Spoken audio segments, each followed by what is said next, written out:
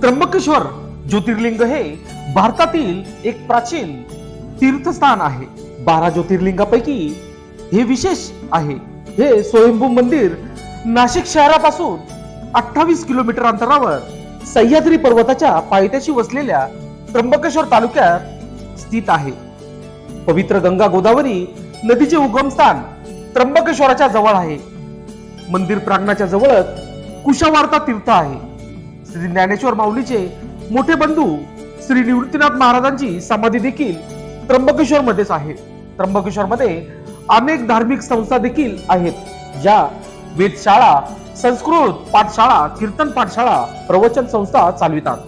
पौराणिक संदर्भानुसार असे सांगितले जाते की ब्रह्मदेवानी इथे एका पर्वतावर महादेवांना प्रसन्न करण्यासाठी तप केले, जे पुढील काळात ब्रह्मगिरी पर्वत नावाने विख्यात झाले. या पर्वतावर एकेकाळी गौतम ऋषीचा आश्रम होता. गोहत्या पातकातून मुक्तता मिळावी म्हणून त्यांनी कठोर तपश्चर्या केली आणि महादेवांना प्रसन्न केले.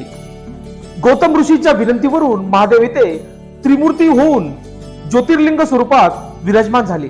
तेव्हापासून हे स्नान त्र्यंबकेश्वर म्हणून ओळखले जाऊ लागले. ज्योतिर्लिंग हा शब्द प्रकाश स्तंभ ला दर्शवतो. त्र्यंबकेश्वर शिवलिंगाची वास्तविक रचना इतर 11 ज्योतिर्लिंगापैकी वेगळी आहे, कारण त्र्यंबकेश्वर येथे शिवपिंडीमध्ये अंगठ्याच्या आकाराचे 3 कपार आहेत, ज्यात त्रिमूर्ती म्हणजेच ब्रह्मा, विष्णू, महेश विद्यमान आहेत.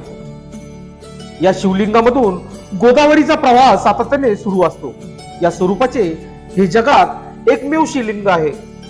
आणखी या मंदिराची विशेषता अशी आहे, ज्योतिर्लिंगावर त्रिकाल पूजा केली जाते, जी स्थानिक माहितीप्रमाणे 350 वर्षापासून चालू आहे.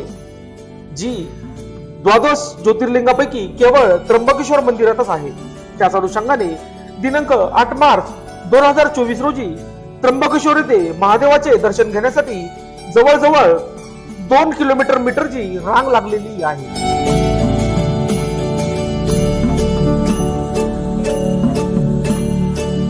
माझं नाव कुशल अरुण भगत. मी राहणार प्रॉपर नाशिकमधलाच आहे.